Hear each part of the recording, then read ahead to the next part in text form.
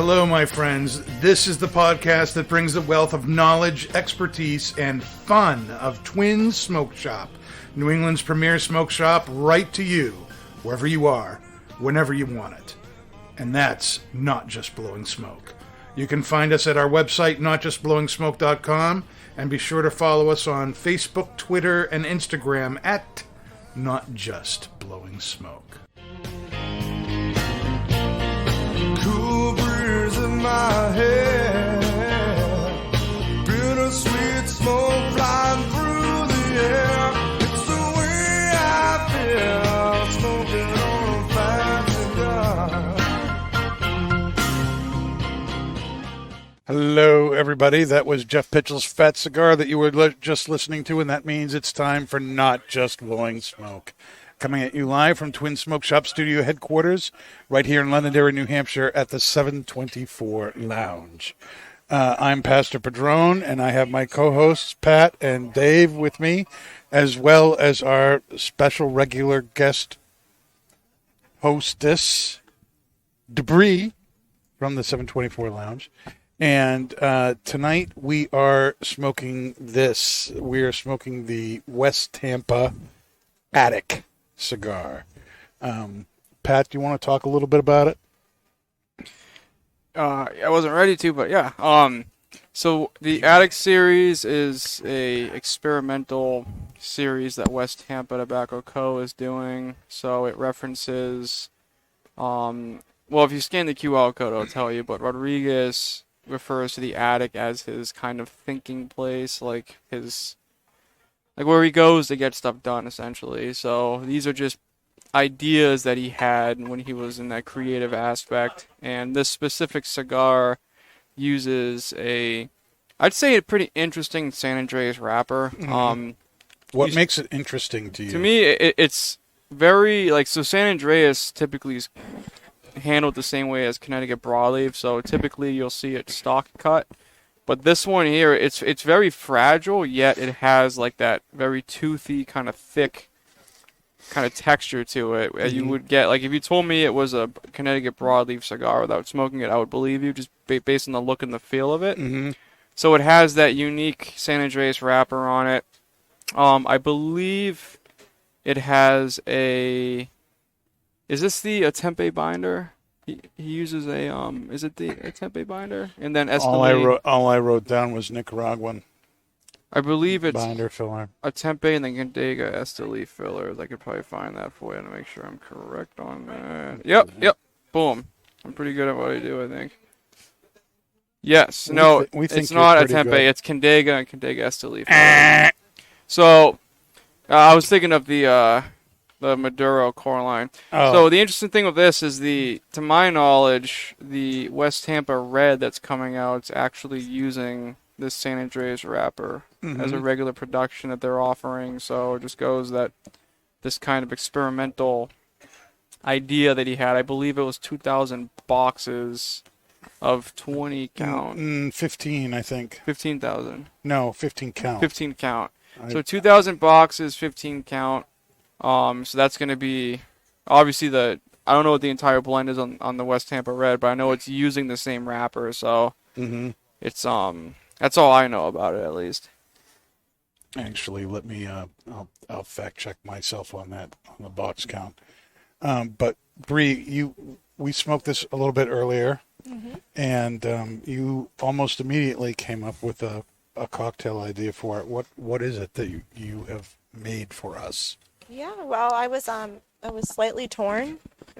Me and Elise were kind of talking about it, and initially I was thinking of course, your standard go-to is let's find a good bourbon to go with this. We've been doing bourbon somewhat frequently, and last week we were between doing a spiced rum or a bourbon mixed drink. Right. So from what I got starting to smoke this cigar, was wanting something that's going to have a little bit of spice and sweetness to it, but not so much that it overdoes the cigar, because I did find that although there's a lot of white pepper initially, it mellowed out nicely.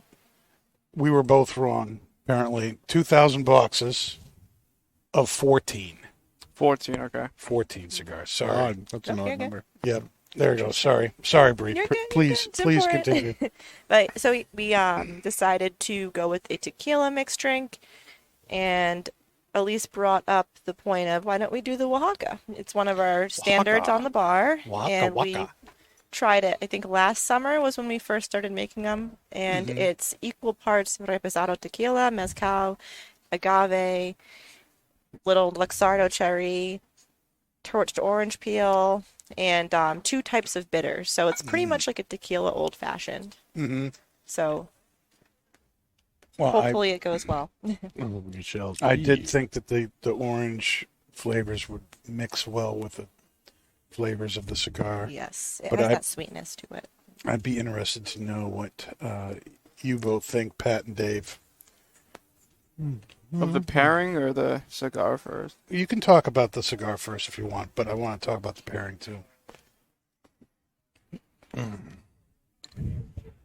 So you get like that San Andreas sweetness on the initial draw on your tongue. And then this one, I've smoked this probably like I'd say 6 times now. And I feel like every time I kind of get steered in a different direction of what I'm getting. I could see that. Is that a good thing or a bad thing? Like, do you think you're finding good. something new with each cigar, or is the cigar not the same as what you I think had before? it's based on, I think, my palate, which today, for the most part, I have a pretty clean palate. This is probably the cleanest palate I've had when I've actually smoked it. But I've it's interesting, though, because the things we could say. Because one of the JRT things I've started focusing on when I'm smoking a cigar is kind of like, because obviously like the wrapper has a taste to it without like the smoke component of it. So I've been kind of focusing on like when I'm actually doing the core draw and I'm drawing from the cigar when it's lit, how that flavor is like initially on my tongue before the smoke kind of gets introduced to it. And this one gives me kind of like a mineral kind of like a mineral kind of texture on my tongue. It's weird. I think it's just, Okay. for whatever reason, I get like mineral. That's what I think of, like an earthy mineral. And then you get that sweetness. And then the retro is interesting because it has like a lot of nuances to it. So obviously you get that typical San Andreas kind of like sweet, spicy initial hit. Right. But then I'm getting kind of like, the only way I can really explain it is kind of like an umami. So like, you could say a bread or a potato, like a really kind of savory flavor to it. And then it leaves you with like a leather and kind of minor espresso finish. I definitely get the espresso you're talking about. Dave, you're scowling at your cigar like Patrick. What are you picking up from it? Well, Or are you trying to get it to speak to you? I'm trying to get it to speak to me. When I took the footband off, it kind of took a lot of the wrapper with it, so it's kind of burning weird. And because of that, it's, I'm getting a lot more binder than the wrapper, and it's making it. It's because of that the San Andreas really isn't there, so I'm just kind of getting like this really smooth saltiness. Or maybe like a salty pepper. A smooth, salty pepper. Yeah. I will say, like, my experience with Condega is it has kind of a, if you had a sweet potato chip, that's always a note that I get when I have, like, Condega tobacco, and since this is the binder and some of the filler here, I think that's why, I guess, like a sweet, salty potato chip. Like, I guess you could say, like, a sea salt and vinegar potato chip. I don't know.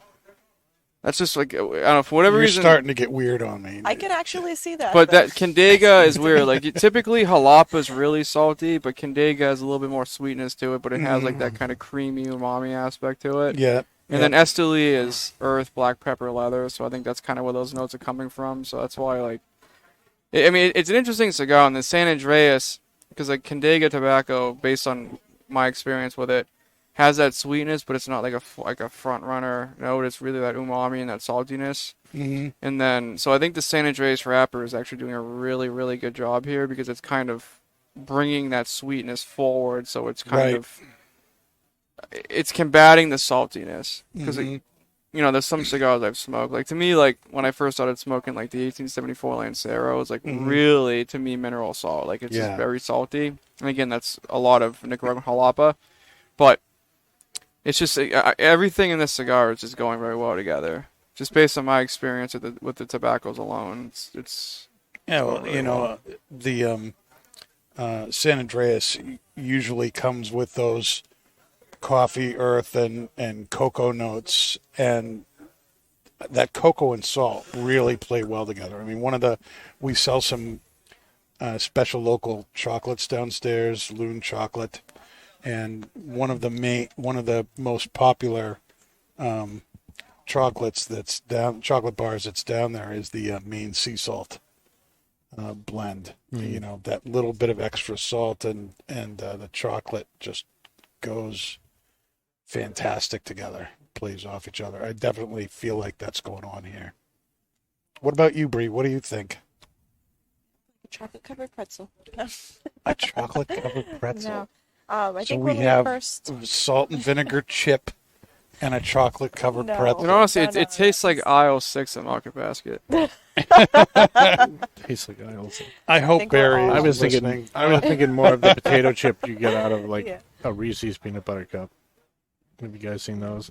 The Reese's peanut butter cups with potato chips. This is why I don't go first, Dan, because everyone starts saying, like, potato chips. Like, I'm trying to get unique here. Well, I was talking about the chocolate downstairs, and you were talking about chocolate and salt. But no, I feel like this is smoking differently than, again, the one that you gave me before. What's I got different about it? less spice at first. I'm getting more of the sweetness, and maybe it's because I had different flavors on my palate as well. Like Is your I palate had not water so this clean time. right now? Before I was drinking watermelon Monster. No, might your change palate's things. not exactly clean now. So now it's clean. I had water. The pairing for me is totally. It's giving me like a mouthful of mineral salt after I take a draw of the cigar after the drink. But it's like a sweet mineral salt. Still like a really smooth smoke. I'm enjoying Yeah, it it. definitely is mineral-y, though. Yeah. In a good way. I think, like, some cigars have that component, and it's kind of a turn-off to some people. But this one here, like, there's just, like, I use texture a lot, but there's like, a lot of textures to this, and if you have the right mouth feel, like, the mineral's not bad at all, and I just think it's blended very well. Like, the sweetness Yes. definitely coats your palate so that mineral note can be more enjoyed. And I think, again, like, when I have, like, a Nicaraguan cigar that at least I know what's in it, like, they disclose it. Like, whenever I see Condega or Jalapa, I'm expecting, obviously, more salty with Jalapa, but Condega has, like, that savory note to it. So seeing that it's doubled down Condega, the binder and fillers, with some Esteli to get that spice in there, and then that San Andreas, which... I wish I knew more about San Andreas, like, how different companies use it, because, like, you can have, like, a Coraline Undercrown, and then you can have the Attic series. Coraline Undercrown is, like, a very, like, oily, smooth, almost like a moist wrapper to me. It's very shiny. It doesn't have, like, a lot of tooth to it. But then you have this San Andreas wrapper, which isn't shiny, has a lot of tooth to it, dry, rustic, you could say. And they both smoke very differently. Like, this one has good sweetness, but this, the Undercrown San Andreas, to me, has a lot more chocolatey sweetness, while this one's more of a mineral spice, you can say maybe a floral sweetness, but it's not like that really thick textured chocolate. It's not as the sweetness isn't as rich as it Which is maybe what it could be is maybe, because you look at the shades of the wrapper, maybe the Undercrown gets fermented longer, and this one's more of like it's not a natural, but it's like kind of in between what you would have with the Undercrown. But it's very, I'm impressed with the cigar. It's been one of the more looking interesting smokes I've had because it's within marbled. the past couple quarters. Now, West Tampa, basically launched last year, and at PCA in 2022, and came out with 2 lines of cigars, white and black.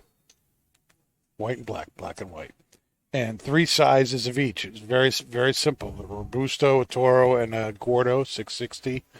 And so this is the 7th thing to come out from West Tampa, and is the first thing that departs from the black and the white blends. How do you think this compares with the other 2? Personally, I have a side comment off of that I was going to make earlier, and then answering the question. Mm-hmm. So for one, I think West Tampa Tobacco is what I think your modern cigar person would do when they make a brand. So they have a light and a dark option. They do Robusto, Toro, 60, so top 3 selling sizes. They don't have any other, to my knowledge, sizes. No. Yep. So your top selling sizes, and then, dark and light, right? Like, which is what most people are kind of looking for that go into a humidor. So then you have this cigar here, which is, I think when you get like a good foundation, you kind of start having the ability of kind of toying now and playing around with different tobaccos, so you can have more fun. And so like the Attic series having the San Andreas, to me it's a limited. We talked about this like months ago with like the TAA conversation we had. It was probably about a year ago with the Asylum 13 Honduran Perfecto that they made.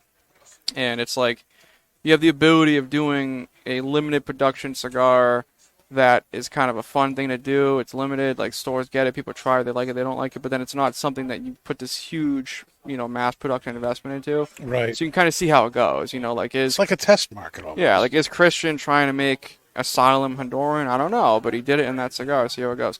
But, so here, since he has that foundation, he has this cigar, and then he's doing the red, which is now a San Andreas, which I would suspect is going to be more of a fuller bodied cigar. The black is medium, yeah, and I'd say like the white is kind of like your mild plus. I wouldn't say it's like the most mild cigar on the market, but it's definitely not like your Perdermal champagne. It's not like a strong Connecticut.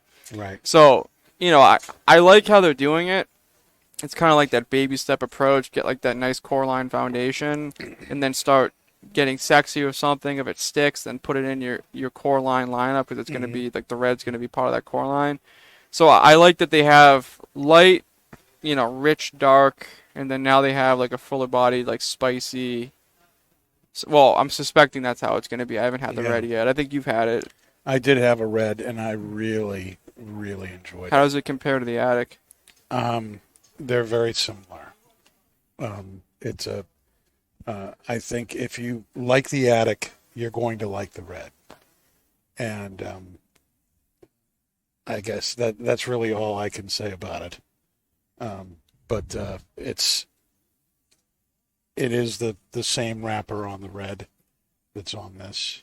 And I remember the red being a little bit stronger than this. I had a Robusto, so the ring gauge was a little bit smaller, and that might have something to do with why I felt like it was a little bit stronger than this. But of the 3, the black, the white, and the red is what my favorite West Tampa is so far. Very, very good. I can't wait for those to come into the shop. It's going to be a lot of fun. Now, what do you guys think of the pairing?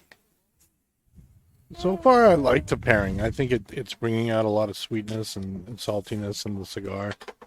I think it goes pretty well. How do you feel, Bree? You look a little undecided. It's refreshing. It's good, but honestly, I feel like I almost would have preferred something neat with this cigar. I think I expected the cigar to build in spice and intensity a little bit more, and the drink almost feels a little watered down for this cigar. Like, again, it's mellow, it's enjoyable. I like the addition that like the mezcal in the drink brings to it, but I feel like the ice is kind of overpowering the drink, and like almost like you would get more of the sweetness from the orange peel and the smokiness from the tequila, and like the mellow sweetness from the agave if it was either a neat cocktail or so it's mediocre for me so far. Okay. Curious to see how it will be as the cigar goes on, and if it will complement the spice more. Pat, would you agree with Debris? So the Oaxaca, when I just took a sip out of it, it's like obviously botanics, but it has like, to me it's salty. I don't know if that's just because to me the cigar is salty, but it's very salty. There's no salted rim on it or anything. It's just naturally salty. And then it has like a very subtle sweetness to it. I think it's kind of masked by that smoky mezquite you have from the mezcal. And then obviously a little bit of citrus orange. And then with the cigar,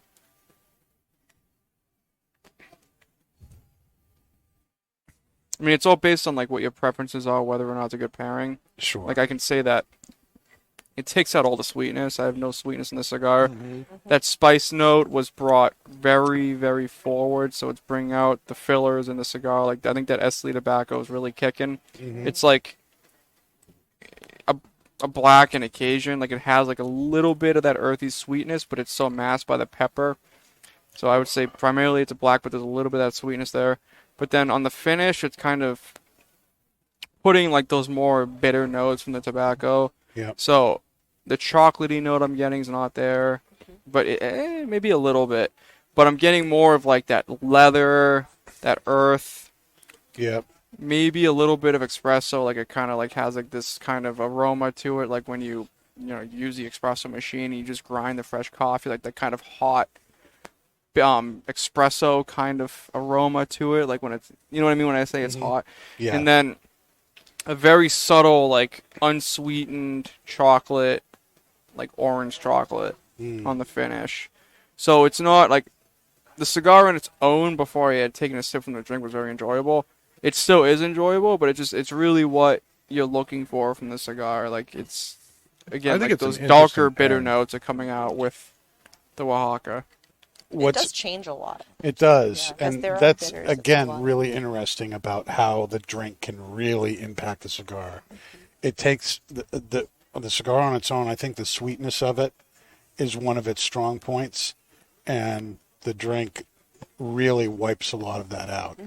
However, to me anyway, the finish on the cocktail lingers. Yeah. And I feel like the cigar like amplifies that finish. And what lingers is kind of this growing, orange peel kind of flavor on your tongue.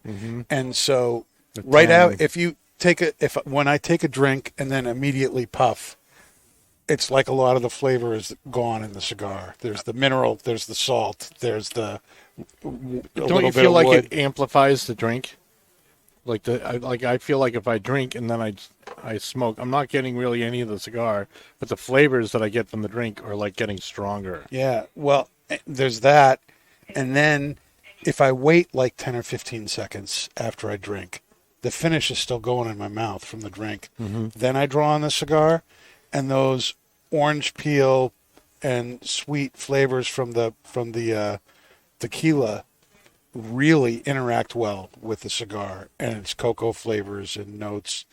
And so it's almost like you have to drink, wait a minute, pause, and then take a puff on the cigar. I concur and with that. That's very enjoyable. But if you do it one right after the other, it's kind of like a wash. Yeah. But it is. It's funny how the drink can do that. It, like completely wash out the cigar, because there's nothing in the drink I think that's contrary to what's in the cigar. I think it's a very complementary pairing, or that's the idea anyway.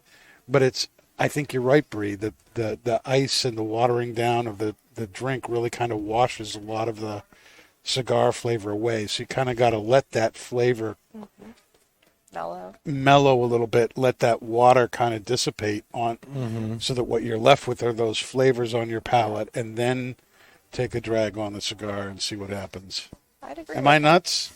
No, you agree? Because even after I tried what you were saying, wait a little bit, and then experience the after palate, you do get The this after palate. lingering sweetness. That sounds like The after palate. extra like content on the show. It's like Not a just bad blowing cigar smoke, name. the after Bad palate. cigar. That's our It's after a bad palate. lounge name. The aftertaste. Our palates are clean, but it's after the palate. after palate. But What it do you is want? interesting, like Pat calling out the bitter notes in the cigar, and this drink really is primarily bitters. It's two Right. types of bitters, and there's a more significant portion of bitters than you would typically put in most other Yeah, you cocktails. can taste it. Yeah. So it's bitters are complicated. There's so many different types of bitters. Just like life, Yeah. bitters are complicated. This is one of those interesting things that I think we should do together at some point is take the cherry out, have the cherry, and then draw from the cigar.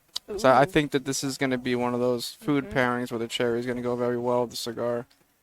Should we do that at the end now? I think we can wait a little bit. Wait till it marinates. We can enjoy the cherry in the drink a little bit longer. But this is a very like bitter, smoky drink, and I just think like just the nature of like your palate, how it reacts to like those bitter notes, like those sensations are kind of activated on your tongue before you draw from the cigar. So I think you're more susceptible to those kind of originally pretty subtle bitter notes from the tobacco that just kind of come alive. There is a lot of people that I work with, downstairs in the humidor that are looking for those bitter all notes. four of us, yeah. Yeah. But it's And bitter in a good way. I yeah, know like you said bitter, that, like but yeah. whenever you say like if it's like an acidic bitter, that's bad. But typically bitters, it's just like you want some bitter in a cigar because it gives you like what I call the mouthfeel. Like you want like those salty and bitters in there, the sweetnesses. Like it's all plays a part into it. I think the smoothest, creamiest, bitterest you can get is from a Placencia 6-2. Sixto? 6-0. 602. Sixto. Yeah. That is just, it's so delicious. 6-2. 6-2. Give me my 6-2. My 622. Before we go on any further, let's talk a little bit about what's coming up at Twins. We have a lot going on, and I'm just gonna give you the next three things that are happening here. We're basically done with April. I can't even believe it. I felt like yesterday it was December, and No, this year's and cranking. now we're going into May. Next Saturday, yeah. It's gonna Dave's so be excited May. about May the 4th. It's got a back. But Saturday, May 13th, from 12 to 4, we have Eric Stokeby, the founder and president of Fourth Generation Pipes and Tobaccos, with us in the store. I'm wicked excited about that. We try and get him at least once a year. Eric is a legend in the pipes and tobacco world. His family has been in and around the business for, go figure, 4 generations. Maybe that's why he named it Fourth Generation. Yeah. He's the 4th generation. And his pipes are awesome. His tobaccos that he comes out with are fantastic. I love my church. The resolution that he came out with, his small batch this year, which he did with Jeremy Reeves and Cornell and Deal, is my favorite of his small batches that I've tried so far. Great stuff. And he's going to be in the store, and we're going to have, now the company that reps him, Arango, also does Nording pipes, and both 4th Gen and Nording have a Denmark origin to them. So we're calling it the Day of the Danes, and it's going to feature both 4th Gen and Nording pipes. And we're going to have some specials going on, a special event too, where you can come back to the pipe bar, and there's going to be some Viking blood cocktails. And it's funny. Was it you and me, Bree, who were trying the Viking blood cocktail, putting it together, and it was like we were reading what goes into this Aquavit and coffee and Sprite or a 7-Up or something, and you're like this should not work. Yeah. This should taste like crap. But we did it anyway, and you know what? It was really pretty good. It was. We weren't just It was saying it, almost right? like a cream soda or something. It like was that. it was really bizarre, and so you've got this kind of bloody looking cocktail, but it's made with stuff that should never be put together. But Like anytime you think of like a dessert liqueur and something carbonated, you're like, ugh. yeah, it should not have It worked, feels wrong. but it does. And you're going to get a Viking Blood cocktail. You're going to get Carlsberg beer.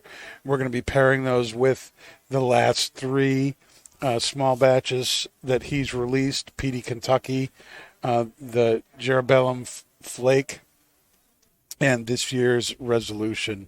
And there's going to be roasted meats as well with that, kind of going along with the Viking theme that he wanted to do with this.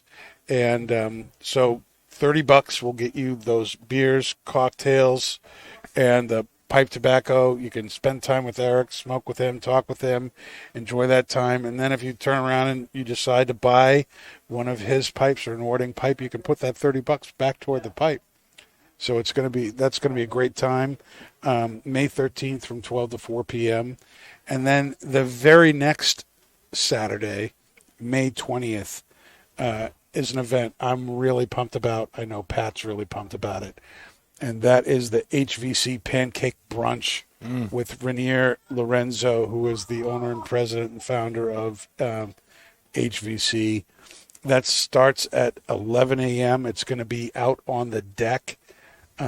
Hopefully. Pancakes, sausage, bacon, fresh fruit, coffee, and then the whole thing gets capped off with a Cuban mojito that Rainier is going to make himself out on the deck. And I love that idea because mojitos are not a regular cocktail that's done.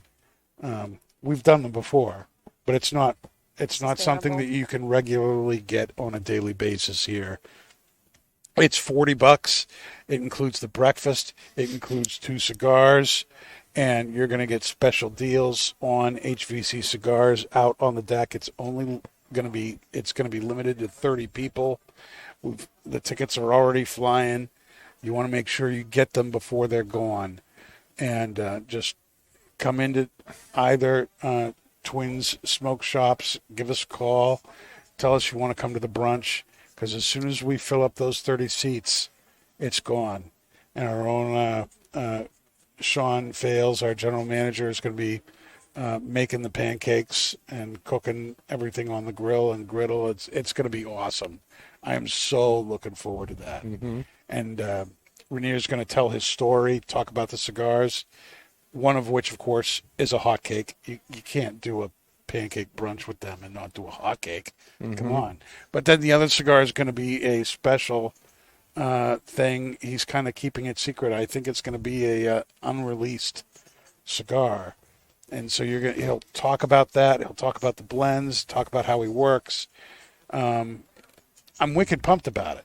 He's an awesome dude. I know you're excited about it, Pat. Yeah, Right? it's hands down especially for the money, like $40 compared to the other events we've been doing. Like what you're going to be getting for this is going to be absolutely insane. Like I mentioned it last show. I'm not going to dwell on it, but I've sat with him for a few minutes and like you learn so much, and it's so interesting because he's young, he's in the industry, like he's trying to grow, and he is so open about everything he does. Like if you want to learn anything about tobacco, like you're going to find out with him, especially like That's cool. smoking the cigar. Like he's not trying to tell you what the difference between the Toro and the Corona is, like, and for someone like me that like really appreciates that, like he'll tell you the primings of it, like he is a wealth of knowledge, and like just that setting we're gonna have out on the patio on its own is very unique to something we've been doing here, but the ability to sit with him and get some one-on-one time with him is going to be paramount. Like, it's going to be a really, really good time. I'm happy I'm working that day. It's going to be phenomenal. And a cocktail, a full meal, and 2 cigars for $40 is pretty damn awesome. It's a really good deal. So I hope everybody who's listening calls up and gets their ticket. I'd love for this thing to sell out tomorrow, but it's going to sell out. There's no question in my mind about that. So get your tickets fast. Mm-hmm. And then the third thing going on is we have a big Rocky Patel spring promotion going on, and that's going to culminate on June 2nd and 3rd. Nimish Patel is going to be with us here at Twins, and between now and then, you can get ready for that by purchasing Rocky Patel cigars. We're going to be raffling off 3 big things. The first of which is first prize, the grand prize is going to be that person and a guest will get to be with Kurt and Rocky and several other people who will be drawn at a later date overnight at Lake Winnisquam at a summer house up there. It's been rented. Everything's been made ready to go. It's going to be awesome. And then second prize is a Rocky Patel ALR limited edition humidor with 50 ALR cigars in it that are made only for that humidor. You can't get the Vitola that's in the humidor anywhere other way than getting that humidor. It's valued at $5,000. That's freaking nuts. That's second prize. And then third prize is going to be a Rocky Patel party pack, which is a really kind of a glorified leather-covered wicker basket that holds a couple of rocks glasses. It's got a space for your bottle of your favorite spirit. It's got a holder for 10 cigars, a place for a cutter and a lighter, and it's going to come with the cigars in there and a bunch of other Rocky Patel swag too. That's going to be $300 right there. So every time you buy 10 or more Rocky cigars between now and the 2nd of June, you'll get a ticket which will qualify you for one of those prizes. If you buy any box or any mix and match of 20 Rocky Patel cigars between now and then, you'll get 3 tickets for those prizes. The kicker, there's a little bonus thing that we're doing to kind of shake things up. Every week, we're going to highlight a different brand of Rocky Patels or a different line of Rocky Patels. This week, which goes to, let's see, let me get the date so that I don't screw things up here. Whoops. There we go. The now through the 29th, any box or mix and match of 20 Rocky Patel vintage cigars. So 1999, 1990, 2003, any vintage line cigar. If you buy the box between now and Saturday, you get 6 tickets. Double tickets, baby. And next week, the highlighted brands are going to be the Edge 20th Anniversary and the DBS. So the week of April 30th to May 6th, you're going to get 6 tickets if you buy any DBS or Edge 20th size. And it's going to go like that all the way up to the event. But this week, it's vintage. You buy any box of vintage cigars or mix and match 20 vintage cigars, and you get 6 raffle tickets. And those prizes are awesome. I think they're great. I'm wicked pumped about that event. And then Nimish is going to be here on the 2nd and 3rd of June, and the 2nd is a Friday. We're going to be doing a big event with him. We'll talk more about that as the event gets closer. But he'll be drawing the 3 winners that night. for the event. And that's just the next 30 days, what's going on at Twins. We have stuff planned all the way through December already. The calendar is chock full of stuff. I showed the calendar to Pat this afternoon, and his jaw almost hit my desk. It was funny because he was just really was. There's a lot going on. We got a lot going on, and it's nuts. And it's funny. We talked a little bit earlier about the year like rushing by. It's funny how it's only, the end of April. Yeah, we're a quarter of the way through the year already. And we're already booked for events and things through the end of the year. I've already had to start telling people I can't do anything else. It's bizarre. In a good way. I mean, I'm glad. Yeah, I'm glad we're that from busy. what's going on this year to here's the year. Yeah, in the matter of like a couple weeks. Well, I crazy. can squeeze you in the first quarter of 2024. It's nuts. Mm-hmm.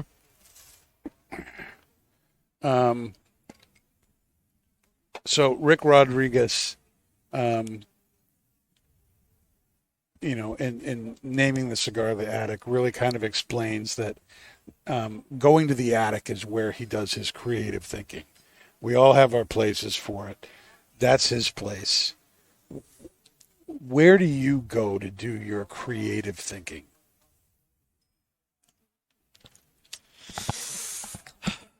Are you going to say the bathroom, Bree? Don't say the bathroom. Well, no, it depends on what type of creative thinking you're doing. First Type of all. of creative thinking I mean, like, that you my- can talk my, about on the show. my That's the mellow- kind of creative thinking we're talking about. No, typically, like, for me, like, when I just think about where I prefer to go to do, like, even homework, normally it's some kind of, like, cigar bar or coffee shop where I don't know a lot of people. So, like, just, like, going to, like, a new shop and just sitting down in the corner with your laptop and Yep. doing whatever. Just, like, somewhere where you can do what you enjoy without being bothered. You want to enjoy a cigar, but you don't want to be bothered. Yes. Yep. Well, so sometimes that, if it's nice outside, anywhere in nature, like, yeah. for my time. On that line, I'll give you a little bit of a confession here. Before I was at Twins, I worked for Two Guys Smoke Shops. And I was a customer there before I worked there. Everybody and their mother knew who I was. I couldn't be there without having people come up, say hi, start conversations or whatnot. And kind of to your point, I needed to find a place where I could go and enjoy a cigar and nobody would know who I was, or at least it wasn't obvious to everybody. And that place was Twins. I used to come here to hide and smoke a cigar and really kind of do some heavy thinking when I did not want to be bothered by all the regulars. And when I was working there, at least, there were regulars who were there every single day. I wonder how those guys even, like that was their life, was going to the shop.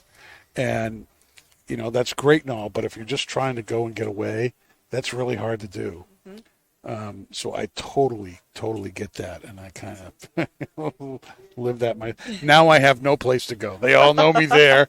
I work here. I'm the manager here. So it's like, where do I go now? There's very few places that, I guess, for me, my favorite place to go would be a particular place out of state. And I can't even get there on a regular basis. So, yeah. Pat, what about you? Where do you do your creative thinking? So when I was younger, because it's obviously changed, when I was younger, it was in my room, like building like Legos. It was in my room. Building like Legos. That was my creative thinking. Yeah. And then obviously now it's, you guys could probably imagine what I'm going to say. But like, I mean, when I went to law school, it changed. Yeah. So typically, I think it would be like just, Do you actually do creative thinking? Do you yeah. creatively think? In undergrad, it was at the dining hall, which is the weirdest thing. I mean, well, not really. So at UNE, we got a brand new dining hall my sophomore year. So my freshman year was being constructed. So they had like coffee there. You know, they had like a bunch of different things you can eat. But like it was kind of a relaxing area. And like, you know, you have like these huge bay window type things that look out to the Saco River. So it's a pretty good spot. Mm-hmm. So, you know, typically after the gym, I would go there and I would get like this kind of hibachi type food or whatever, sit there and have coffee. And then that's usually where I would think creatively, if you want to say that. I mean, a lot of it's homework and everything like that. I didn't really have a lot of time to be really creative. And then when I started going to law school and I realized I have to actually think creatively, I'm glad you added creatively. Yep. it was, I started during COVID, obviously, so we were all Zoom. So a lot of my work was done at home, which I think outside of this group, I think a lot of people would probably say someplace at home would be a place that they, I mean, you know, Rodriguez, the attic. I'm assuming he's not going to some random person's attic, right? Like it's his house. So when COVID ended, and I could actually go out, I found strangely that my grades just completely skyrocketed when I started doing homework and thinking here, like at Twins, and you know, smoking a cigar in the smoke shop. And it's just weird because like the best example I have, it's kind of a mini story, is last year I had done so I was doing litigation, and we had a case we were doing that my dad volunteered to be like a police officer testifying, and it was an OUI case in Massachusetts, kind of a bizarre fact pattern. So I was practicing a lot at home with him because, you know, he's the witness. I have to teach him the fact pattern, and you know, so a lot of my creative thinking was done there because I was prepping my argument I was the Commonwealth in this case, so I'm trying to jam the guy up that, you know, was caught doing an OUI. And it is interesting because, like, I'll give the facts of the case briefly because, so basically, guy is ex-military vet. He was shot in line of duty, so he has a gimpy left leg. He does like beer repping or whatever, so he like does facings and stuff. He stocks bars, so his company van has containers in the back of the car, open containers, whatever. So after work one day, he went to a bar and he drove patrons home for whatever reason that night, and then he omitted to having a few beers there, and then the state police officer, which was my dad in this hypothetical case because he testified as the officer, saw him veering over the double yellow lines, and then he went, detained him. Obviously, he failed the field tests because of his leg, that they would say, and then boom. So that was mainly the argument of the case. So a lot of my thinking was at home, and I was kind of like talking to my dad about it, you know, his background, how I would go about it. So we ended up doing the case, and it went well, the fact pattern, it's fake, obviously, so it's very heavily geared towards the defendant winning because typically the defendant has the harder argument. So the first case we did, we lost because it's very stagnant. Other reasons why we lost, I think it's kind of BS, but whatever. So we ended up having a second case, and a student was unable to perform in it. So since I had already done the defendant role, like I had like a day or two notice to actually do it.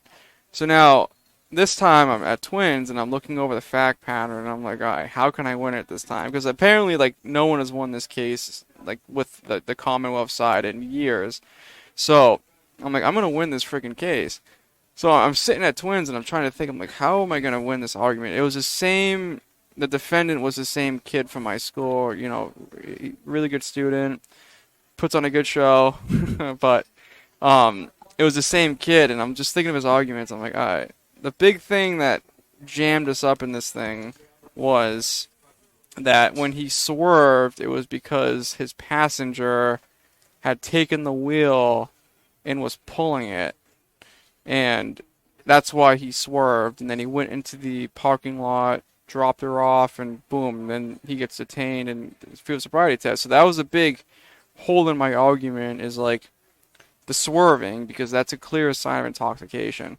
So I'm sitting here and I'm talking to like different patrons, I'm saying the fact pattern and everything, and then it just clicked in my head. I'm like, if she's and I was smoking, I remember what I was smoking. I was smoking a Liga Privada H99, and I'm like, if she's pulling the wheel, she's gonna go.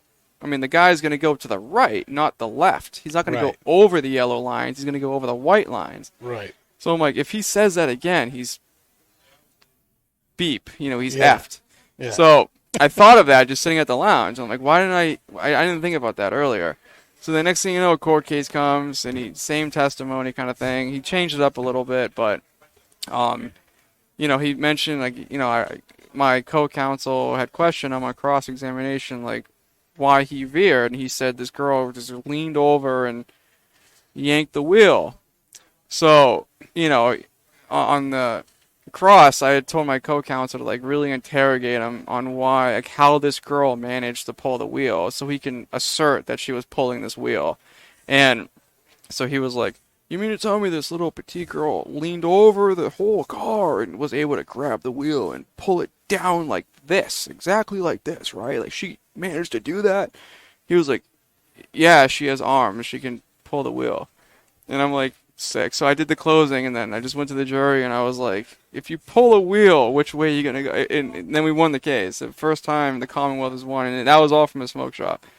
Just like, so, long story short, like, my creative thinking has transformed into a smoke shop. Like, I've had, like, so many arguments in class that I've just developed sitting here smoking a cigar. And, like, you can go to patrons and just say your argument to them and see if there's any flaws in it and stuff. So it's the smoke shop has become my creative thinking, at least legally, if you want to consider legal creative. Sure. But yeah. Dave, what about you? Where do you do your creative thinking, or do you? No, I actually, honestly, I creatively think like pretty much anywhere, as long as I'm listening to music. That's what. So music is what creates your space. Yes, music is what creates my space. Makes me think. Yeah. Well, I like you guys. I think you could tell. One of the reasons I spent so much time in the smoke shop as a customer before I worked there was that is where I got more work done, better work done in the smoke shop than I ever did in my office, or at my house. Because that's where my kids were, Now, it's kind of reversed. I still do my best creative thinking when I'm enjoying a cigar or enjoying a pipe, or maybe a dram of my favorite something or other. But I do have a smoking room in my house, and so now my study has become kind of that place where I can go and hide and not get nitpicked by everybody around, because there's nobody around. And but I kind of I love being with people. I'm definitely a people guy, but I also, maybe ironically, recharge by being alone. So I enjoy that personal. I enjoy that personal alone time with my cigar or my pipe. That helps me think and be creative as well. Any of you like that? Do you recharge by being alone? Oh, yes. Or do you get recharged by being with people? You need your me time. Yes, very much so. I mean, especially being a bartender where you're consistently around people, interacting with people, you have to be very engaged with everybody. Yep. It definitely is a strain. It's draining. Yeah. It's so draining. You get to your point where you're like, I just need to be alone. Yeah. I mean, Sundays when I am speaking at a local church or something, when I'm done with that, typically I go home and collapse and like take a good long nap, because you're basically trying to connect with however many people are there, 100, 200 people. And it just is draining. It takes a lot out of you. I'm sure you're going to find that when you end up in court, it's one of the trying to connect with the jury and everything.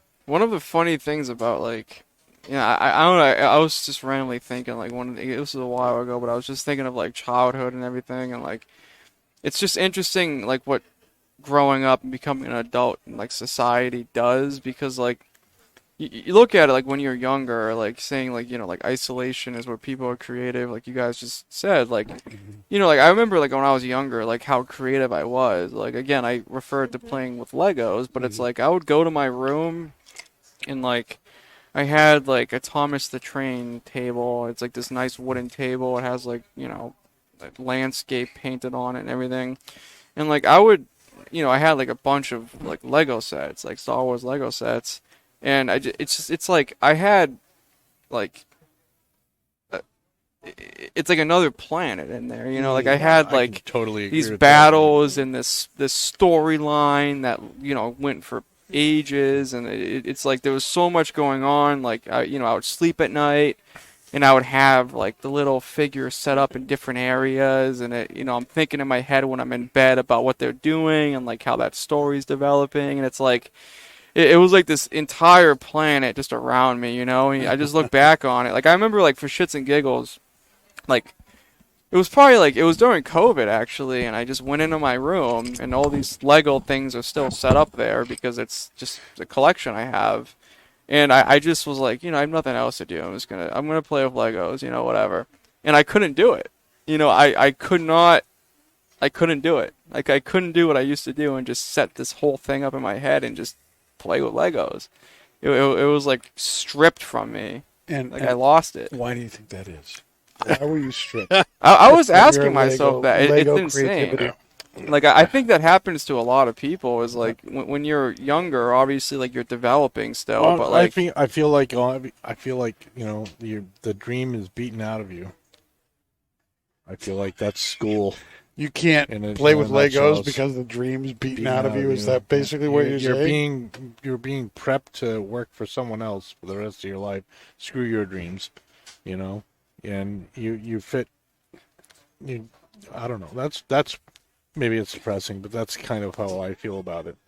The whole thing is you got to go this path. You got to check this box and this box and this box.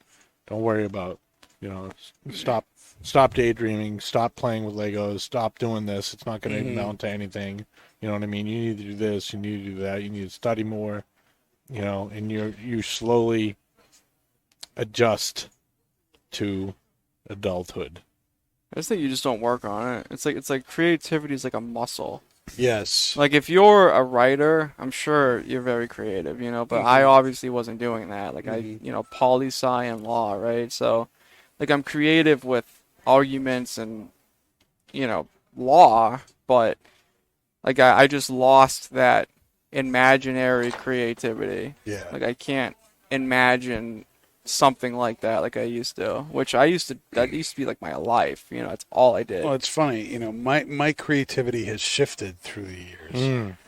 When I was growing up, I started, I think, with Legos. It got into drawing and a little bit of painting and stuff like that, but drawing was my big thing.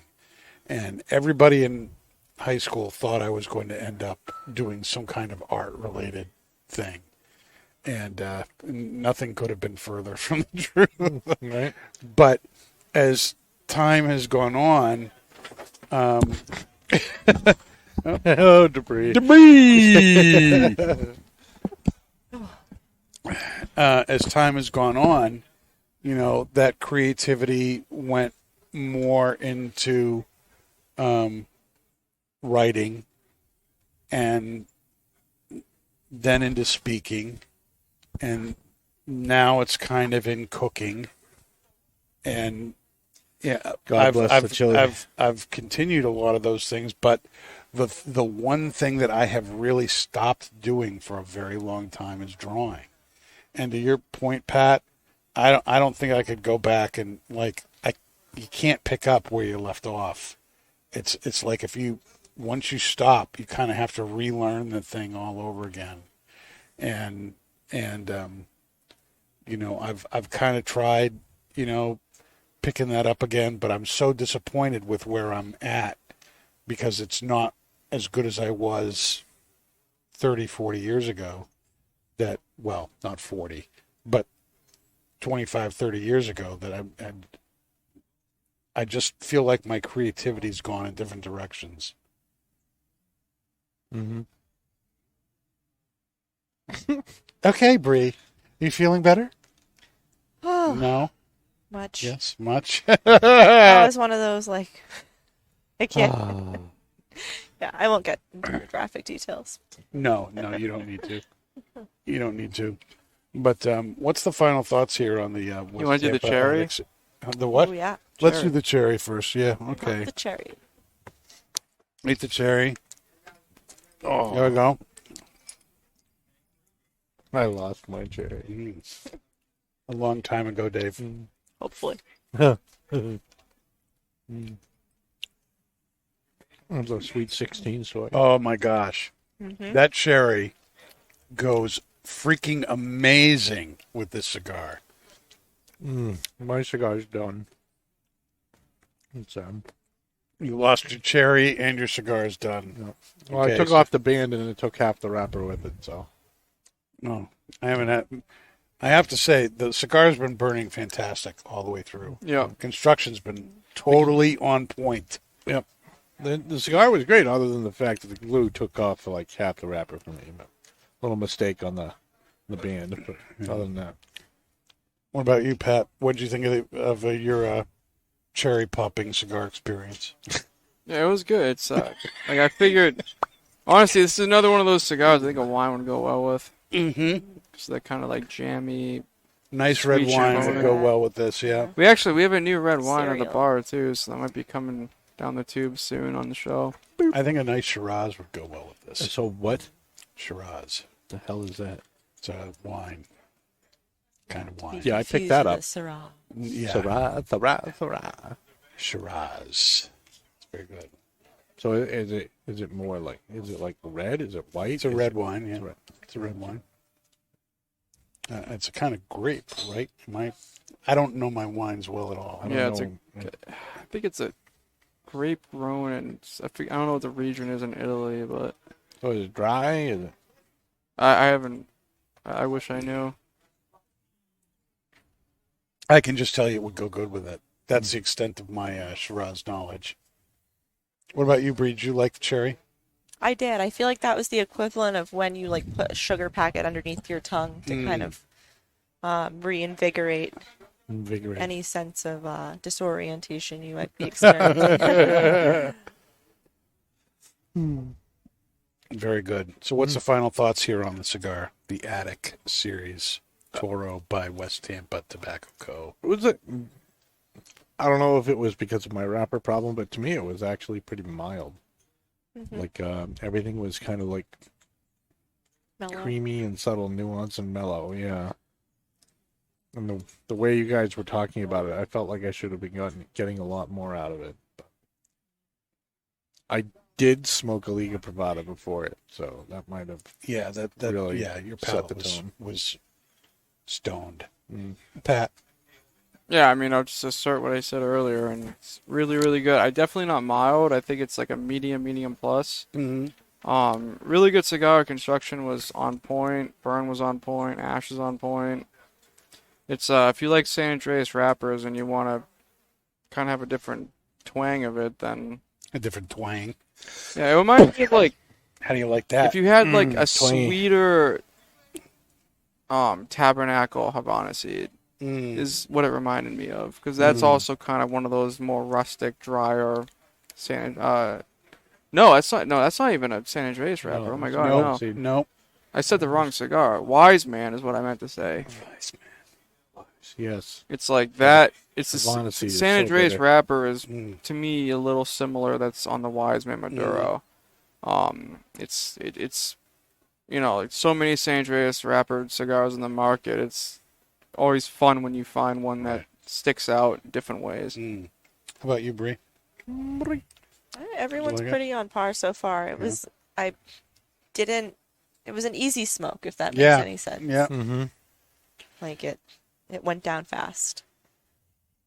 No, What I she think said. almost anybody could smoke this. It's not really that heavy. It's got some richer flavors to it, but it's not overpowering. I don't think the Yeah, like Kit if was someone that wanted big. to like try something different other than the Connecticut and make a next step, this would be. Yeah. This could be a next step. Yeah. This could be a next step. Now, before we go, next week we're into May, and starting next week, we're going to be recording our show on Monday nights. Again, Monday nights again. Back to We're going Mondays. back to Mondays, which was the original thing. Our whole reason for switching to Tuesdays was, scheduling related. We're able to go back to Monday nights. And so that means our next show is going to be Monday, May 1st. Monday, May 1st. And I'm looking forward to that. We'll probably start a few minutes after 8 o'clock because Dave, will be closing the Hooksett location at 7 o'clock and getting over here and setting all this up. So don't be surprised. If We're we a little start at late. 8, great. But if we start a little bit after, don't freak out. And then, of course, the following Monday, that episode will go on to all the podcast platforms at 7 a.m., just like it does all the time now. Mm-hmm. So, but make sure that you remember that next week we start Monday, May 1st, Monday. 8-ish, right here on YouTube and Facebook. And make sure you hit that subscribe button so that you never miss a thing. I'm Pastor Padron. Thanks so much for being with us tonight, and we'll see you next Monday. You've been listening to Not Just Blowing Smoke, the podcast that brings the wealth of knowledge, expertise, and fun of Twins Smoke Shop, New England's premier smoke shop, right to you, wherever you are, whenever you want it. You can find us at our website, notjustblowingsmoke.com, and keep in touch with us on Facebook, YouTube, Twitter, and Instagram at Not Just Blowing Smoke. Thanks for listening, everybody, and that is Not Just Blowing Smoke. Rolling